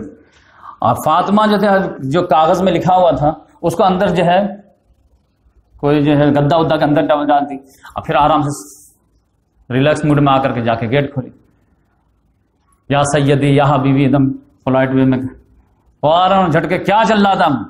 ما حاصل ہے التی سمعتها عندکما، یہ بھین بھین کی آواز کیا آ رہی تھی، کیا میں سن رہا تھا؟ تو بہن نے کہا کچھ نہیں، ہم لوگ آپس میں شوہر بیوی بات کر رہے تھے۔ نہیں جھوٹ مت بولو، مجھے پتا چلا ہے کہ تم دونوں صحابی ہو گئے، دین سے پھر گئے ہو۔ تو سعید بن زید نے کہا کہ یا اخی، اے میرے بھائی، ان کان الحق فی غیر دینک، اگر حق بات اگر آپ کے دین کے علاوہ دوسری جگہ ہو تو اس کو دین قبول نہیں کر سکتے کیا؟ تاب ان کو لگا تاب بات صحیح ہے، آپ تو خدا کے دشمن پٹک دیے اور پھر مارنا پیٹنا شروع کر دیے۔ جب شوہر کو مار کھاتے دیکھے تو پھر فاطمہ رضی اللہ تڑپ گئی، اب وہ فوراً آئے چھڑانے کے لیے، یہ کیا چل رہا؟ لیکن وہ جیسے ہاتھ پکڑے ایسا ہاتھ دھڑک کر کے منہ پہ تماچا مارے کہ وہ وہاں جا کے گری۔ وہ صنف نازو کہاں عمر بن خطاب پہلوان آدمی، اس کے چہرے سے پورا جو خون گرنے لگا، لیکن خون جب گرا ہے شوہر کو جو ہے چھوڑ نہیں رہے تھے وہ، تب فوراً جو ایسا جملہ بولے کہ اس کو کل کر کہا یا عدو اللہ ان کان الحق فی غیر دینک فاشهد ان لا الہ الا اللہ وان محمد رسول اللہ۔ اب جو کرنا کرو، کیا کر لو گے تم؟ کہ اللہ کے دشمن اگر حق بات تمہارے دین کے علاوہ دوسرے دین میں ہے تو میں اب تمہارے سامنے جو منہ پہ پڑھتی ہوں کہ اللہ کے علاوہ کوئی الہ نہیں ہے، محمد اللہ کے رسول ہے، جو کرنا کرو۔ یہ جملہ سننا تھا کہ عمر رضی اللہ تعالیٰ عنہ بولے کہ مطلب ایسا تھا کہ ختم ہو۔ ختم کیوں ہو گئے؟ کہ جس عمر کے سامنے کوئی آدمی اونچی آواز میں بات کرنے کی جرت نہیں کرتا ہے، بڑا بڑا سردار ہل جاتا ہے، یہ صنف نازک کے اندر کس نے بارود بھر دیا کہ یہ موت کے لیے تیار ہو جاتی؟ عمر کے سامنے جیسے بات کرتی، بہن نے عمر کو کہہ دیا، اب عمر تو ختم ہو گیا، اب بچا کیا اس کے پاس، پورا سائلنٹ ہو گئے، شرما گئے، چھوڑے ان کو، آ کر کے بیٹھے۔ بہن کے چہرے سے خون گر رہا تھا، ایک عورت پہ ہاتھ اٹھانا ایک شریف مرد کے لیے، غیرت مرد کے لیے تو یہ بہت ہی انسلٹ کی بات ہے، کیونکہ مرد کی مردانگی تو وہی ہے کہ عورت ان کی پرسنالٹی کو دیکھی کہ رسپیکٹ کرے اور اسے جو ہے احترام کرے۔ اب یہاں تو تم منہ در منہ بات کر لی تھی اور اس نے ڈائریکٹ کہا تمہارے خواہش کے باوجود میں قبول کرتی ہوں، تم کو جو کرنا کر لو، کیا کر لو گے؟ تو جب جو ہے چہرے سے خون گرتے دیکھا ہے تو رومال لے کر کے پوچھنے بھی گئے، پوچھنے تو انہوں نے فوراً کہا ید انی، اپنا ہاتھ دور رکھو مجھ سے، اور پھر شوہر کے ساتھ عورتیں ہیں قریب ہو کے بیٹھ گئی، اور بالکل سناٹا چھایا ہوا تھا۔ اب خباب بن عرت اندر سے دیکھ رہے تھے کیا معاملہ ہو رہا، جب بہنوئی کو نہیں چھوڑا، بہن کو نہیں چھوڑا تو ہم کو کہاں چھوڑے گا؟ آ کر کے جیسے بیٹھے ہیں کہ اچانک اسی کاغذ پہ نگاہ پڑ گئی، وہ جو چھپائی، تو چھپائی ایسے تھے کہ وہ لڑائی جھگڑے میں جو ہے وہ باہر نکل گئے، ان کی نگاہ پڑ گئی، تو وہ فوراً جب اٹھانے کے لیے اٹھے، کہا تھا فاطمہ نے پھر پکڑ لی اس کو، یہ نہیں دوں گی، تو انہوں نے کھڑے ہو کے کہا نہیں لاؤ، دو مجھے، کہ نہیں، تو انہوں نے کہا قد وقعت فی قلبی ما تقول، تو جو بات بولی نا وہ میرے دل میں آ چکی، دل آ۔ تو شوہر سے آئی کانٹیکٹ کی، کیا دے دیں؟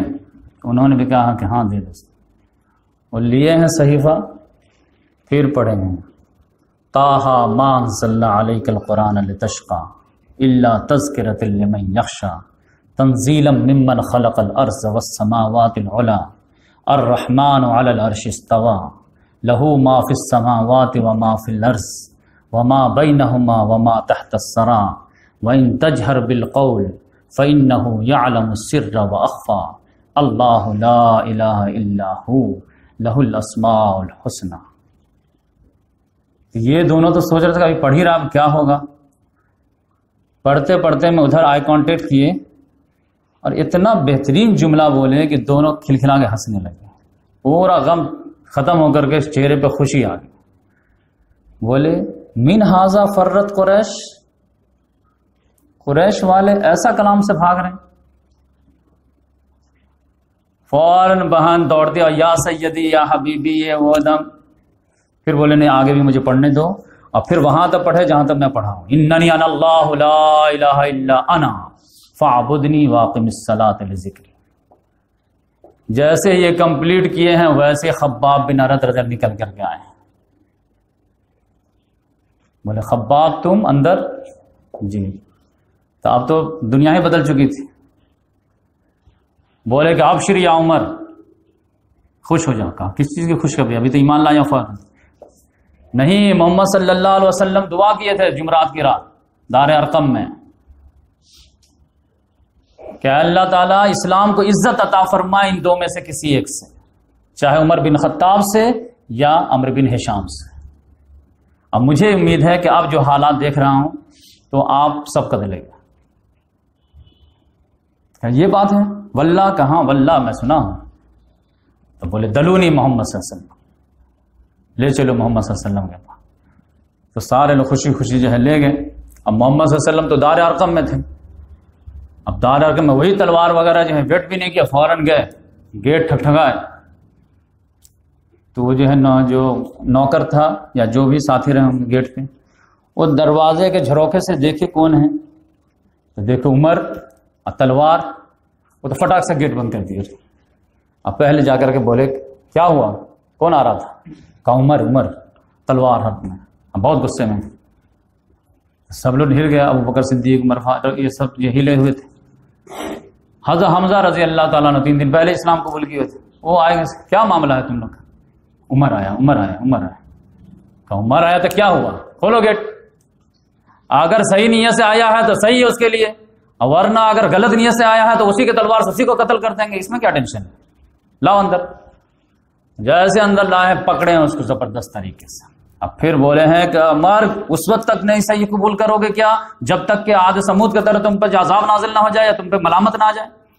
انہوں نے کہا سائڈ ہے یہ بھائی، محمد صلی اللہ علیہ وسلم تو اس وقت چونکہ وہی نازل ہو رہی تھی تو کوئی ڈسٹرب نہیں کر رہا تھا۔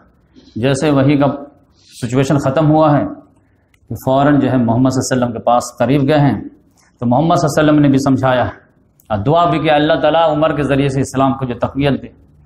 تو فوراً جو ہے انہوں نے کہا اشہد ان لا الہ الا اللہ وانک محمد رسول اللہ۔ تو ابو بکر صدیق رضی اللہ عنہ کا چہرہ کھل اٹھا اور اتنی خوشی ہوئی سارے لوگوں کو کہ اتنی زور سے تکبیر، نعرے تکبیر اللہ کو بولے کہ حرم میں بیٹھے ہوئے لوگ بھی سنے، سمجھ گئے سب کی کوئی بھاری گیم ہو گیا۔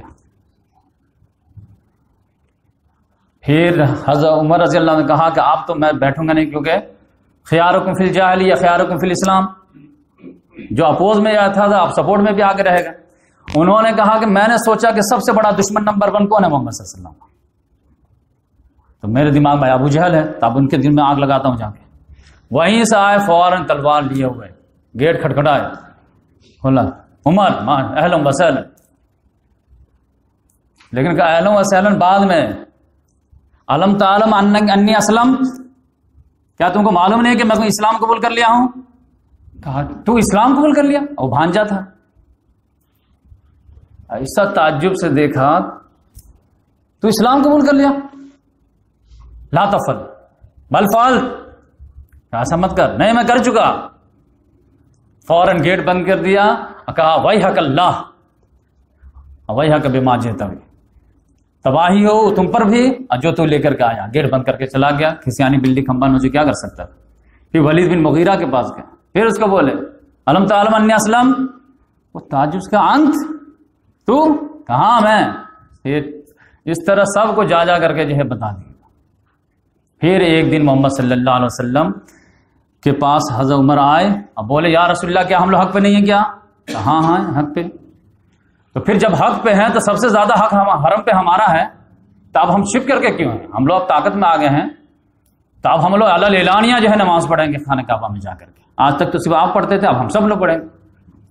تب جو ہے قافلہ جو ہے لائن بنائیں، اور ایک لائن کے جو ہے لیڈر بنے حضرت حمزہ رضی اللہ تعالیٰ عنہ، دوسرے کے لیڈر بنے حضرت عمر فاروق رضی اللہ تعالیٰ عنہ، اور پھر دار ارقم سے سارے صحابہ نکلے ہیں اور لبیک اللہم لبیک، اور پھر یا رسول اللہ اس طرح سے جو ہے نکلتے گئے اور خانہ کعبہ میں آئے۔ تو پھر یہ ہے ابو جہل وغیرہ کو ہمت نہیں ہو پائے کہ دو مین ہیں، اب جو ہے ان کو لائٹلی لینا آسان نہیں ہے، لہٰذا سب لوگوں نے کہا بھائی جو کرنا کرنے دیں ان کو، تو کیا کریں گے، نماز پڑھیں گے، قرآن پڑھیں گے، پھر پڑھ اڑ کر کے چلے گا۔ پھر لاسٹ پوائنٹ جو ہے 2-3 منٹ میں کر دیتا ہوں۔ اس کے بعد جو ہے یہ بھی پلان جب فیل ہو گیا کہ بھائی جتنا ظلم کریں گے اتنے ہی موتی ان کو ملیں گے، حمزہ رضی اللہ تعالیٰ عنہ، عمر فاروق، تو اب کیا کریں؟ تب جو ہے عتبہ جو ہے سب سے زیادہ ذہین انسان تھا، اس نے کہا کہ دیکھو ایک دن میٹنگ ہو رہی تھی، محمد صلی اللہ علیہ وسلم حرم میں نماز پڑھ رہے تھے، بولے کہ دیکھو یہ شخص مل گیا حرم میں، اور اب تو ان پہ ظلم زیادتی سے جو ہے کوئی دعوت رکتی نہیں ہے، نہ رکی ہے نہ رکے گی، تو تم بولو تو ہم جا کر کے اس سے بات کرتے ہیں. کوئی نہ کوئی تو موٹیو ہوگا نا ان کا اس دعوت کے پیچھے, تو اس کے حساب سے بات کرتے. تم لوگ الاؤ کرو تو ہم بات کریں جا کر, کہاں جا کے بات کرو, کچھ بھی کرو. تب یہ محمد صلی اللہ علیہ وسلم کے پاس آخری جو آیا ہے, بولا بھتیجے تمہارے جو عزت مقام ہے سب کو معلوم ہے, لیکن تم نے جو کل کیا ہے وہ بھی سب کو معلوم ہے. تم نے خاندان کو ڈیوائیڈ کر دیا ہے, ہمارے باپ دادا کو بے وقوف ٹھہرا دیا ہے, ہمارے دین کو گمراہ کر دیا ہے, سب چیز تو کر دیا ہے. تو اس کے پیچھے تمہارا مقصد کیا ہے, کیا چاہتے ہو تم؟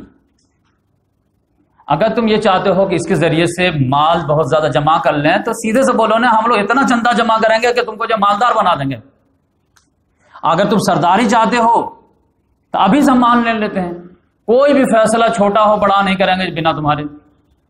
اور اگر تم بادشاہی بننا چاہتے ہو, ایسے تو ہمارا نیچر ہے نہیں کہ ہم لوگ کسی کو بادشاہ بناتے نہیں, لیکن بعد لینا خاص تو تم کو بادشاہ بھی تسلیم کر لیتے. اور اگر کہیں خوبصورت عورت سے شادی کرنے کا ارادہ ہے, وہاں تک تمہاری رسائی نہیں ہے, تو بولو کس سے کرنا چاہتے ہو, ہم لوگ لا کر کے کرا دیں. اب پانچواں یہ ہے کہ اگر بیٹا تمہارے اوپر کوئی جن وغیرہ آ گیا ہے اور تمہارے بس میں نہیں ہے, تم سے نہ چاہتے ہوئے یہ معاملہ ہو رہا ہے, تو اس کے بارے میں بھی بولو, ہم جو ہے علاج کرا دیتے ہیں, جتنا خرچ ہوگا ہمارے طرف سے. تب محمد صلی اللہ علیہ وسلم نے کہا کہ بولتے جاؤ, اور کچھ آفر ہے تو بولو. کہ نہیں, یہ 5 تو کافی ہے. تو محمد صلی اللہ علیہ وسلم نے کہا تم بول لیے جو بولنا تھا. کہاں میں بولوں؟ کہاں بولیے. محمد صلی اللہ علیہ وسلم نے سورہ حامیم السجدہ کی تلاوت شروع کی. حامیم تنزیل من الرحمن الرحیم کتاب فصلت آیات. ولید بن مغیرہ پیچھے ہاتھ کر کے بیٹھا سن رہا تھا. سنتے سنتے جو ہے جب محمد صلی اللہ علیہ وسلم 13ویں آیت پہ پہنچے ہیں, فَإِنْ عَارَضُوا فَقُلْ أَنذَرْتُكُمْ صَاعِقَةً مِثْلَ صَاعِقَةِ عَادٍ وَثَمُودَ. اگر یہ لوگ اعراض کرتے ہیں تو آپ ڈرا دیجئے کہ میں تم کو ڈراتا ہوں اسی طرح کے عذاب سے جس طرح سے سمود اور عاد کو جو ہے 2-4 کیا گیا. تو یہ آیت جب محمد صلی اللہ علیہ وسلم پڑھے تو عتبہ بن ربیعہ منہ پہ ہاتھ ڈال دیا محمد صلی اللہ علیہ وسلم, بھتیجے ایسی بات مت نکالو مجھ سے, کیونکہ تمہارے منہ سے کوئی بات نکلتی نہیں کہ وہ ہو جاتی. پھر محمد صلی اللہ علیہ وسلم کہا اچھا ٹھیک ہے آگے پڑھنے. آگے پڑھتے گئے آیت نمبر 38 پہ سجدہ ہے. پھر محمد صلی اللہ علیہ وسلم آیت سجدہ پہ سجدہ کیے, اور سجدہ سے جب سر اٹھائے تو بولے کہ یہ میرا جواب ہے. تو اب یہ ہے کہ ولید بن مغیرہ وہاں سے اٹھ گیا. قرآن سننے کے بعد کیا جواب دیتا؟ لہذا اس کے بعد جب ابو جہل وغیرہ سے انتظار ہی کر رہا تھا کہ اب کیا ہو رہا, اس کا منہ ایسا لٹکا ہوا تھا کہ ابو جہل پہلے کہہ دیا قسم خدا کی جو چہرہ لے کے گیا تھا وہ چہرہ لے کے نہیں آ رہا. اپنے جو ہے اپوز میں معاملہ ہو رہا, لیکن سب لوگ آگے بڑھ کے بولے کہ کیا ہوا. کہا قسم خدا کی میری بات مانو, اب میرے پہ معاملہ چھوڑ دو, اب میرا مشورہ مانو کہ میں نے جو کلام سنا ہے اس سے زبردست کوئی انقلاب آنے والا ہے, اور یہ چین سے بیٹھنے والا انسان نہیں ہے. تم اگر ان کو چھوڑ دو تو یہ عرب والوں سے الجھ جائے گا, کیونکہ یہ کہہ رہا کہ پورے دنیا کا میں رسول ہوں. کہیں نہ کہیں تو اس کے ٹکراؤ ہوگی, اور وہ دوسرے لوگ اگر ان کو مار دیے تو جو تم چاہتے وہ ہو جائے گا, اور یہ ان کو دوسرے کو مار دیے تو پھر یہ بادشاہ بن جائیں گے. تو ان کی بادشاہ تمہاری بادشاہ, ان کی عزت تمہاری عزت. اور جو کلام میں سنا ہو تو اس سے تو کچھ نہ کچھ انقلاب آنے ہی والا ہے. لیکن سارے قوم کا میٹنگ میں ایک ساتھ جواب کیا تھا؟ لقد سحرک اللہ, قسم خدا کی عتبہ تم پہ بھی اس نے جادو کر دیا. جو آج تک سب کو کہہ رہا تھا تم پہ جادو, تم پہ جادو, تم پہ جادو, ابو جہل امیہ بن خلف سب نے کہا تو بھی جادو کے اندر میں آ گیا. تو کہا کہ نہیں بات جو صحیح ہے میں تو سن کے آیا, تو بھی سن کے دیکھ پھر سمجھ میں آئے گا تم کو. تو اس طرح یہاں پہ ہم روکتے ہیں. اس کے بعد جو ہے 11واں پوائنٹ پہ جو ہے وہ کیا کیے, انشاءاللہ ہم جو ہے نیکسٹ لیکچر میں لیں گے کہ سوشل بائیکاٹ پہ جو وہ لوگ آ جاتے ہیں. پھر جو ہے طائف کا واقعہ انشاءاللہ, تو 2 واقعہ جو ہے انشاءاللہ نیکسٹ ہفتے کریں گے. اللہ تعالیٰ سے دعا ہے کہ اللہ تبارک و تعالیٰ ہم تمام کو سیرت جو ہے سیرت سن کر کے سیرت کو سنوارنے کی توفیق عطا فرمائے. اور میں آج پڑھ رہا تھا, میں تو بہت تیاری کرتا ہوں اس کی, اور میں آج پڑھتے پڑھتے اچانک میرا دماغ گھوم گیا ایک طرح سے.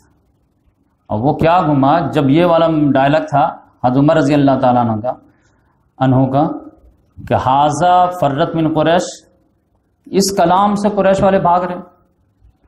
تو مجھے لگا حاذا من فرت مسلمون, اس قرآن کو جو مسلمان چھوڑے ہوئے. وہی چیز ہے نا، ذرہ برابر شوشے کا فرق تو نہیں ہوا نا. کفار مکہ ہل گیا تو آج کے غیر مسلم نہیں ہلیں گے؟ کیا آج کے مسلمان نہیں ہلیں گے؟ تو اس لحاظ سے معجزہ ہمارے ہاتھ میں موجود ہے. اب اللہ تعالیٰ نے موسیٰ علیہ السلام کو کہا تھا کہ فرعون تمہارے پیچھے دوڑا رہا، آگے سمندر ہے، پیچھے لشکر ہے، تو کیا کریں؟ اللہ تعالیٰ نے کیا کہا کہ ڈنڈا مارو سمندر پہ، اسی ڈنڈے سے ہم سمندر پھاڑ کر کے راستہ دے دیں گے. اب اگر ڈنڈا مارتے ہی نہیں تو نہیں، اس سے کیا ہونے والا ہے، تو پڑے رہو تب.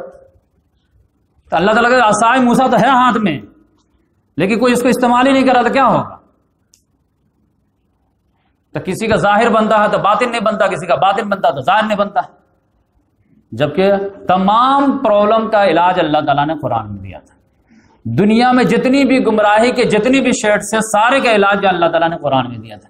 لیکن مسلمان قرآن ہاتھ میں لینے کے لیے تیار ہی نہیں، دل میں اتارنے کے لیے تیار ہی نہیں، اپنی زندگی میں بسانے کے لیے تیار ہی نہیں. تو کیسے ہو جائے گا علاج؟ ڈاکٹر نے لکھ کے دیا نسخہ کچھ اور آپ جو ہے دوا لیے کچھ اور پھر کہتے ہیں کہ ٹھیک نہیں ہو رہا. غلطی آپ کی ہے کہ ڈاکٹر کی ہے؟ اس کو محفوظ کیوں رکھا گیا تھا؟ اسی وجہ سے. اس وجہ سے اللہ تعالیٰ سے دعا کرتے رہنا چاہیے کہ اللہ تبارک و تعالیٰ ہم تمام کو قرآن مجید کے ذریعے سے جو ہے دعوت اور اصلاح کا کام کرنے کی توفیق عطا ہو. سبحان اللہ بحمدہ، سبحانک اللہم ونشہد ان لا الہ الا انت ونستغفرک ونتوب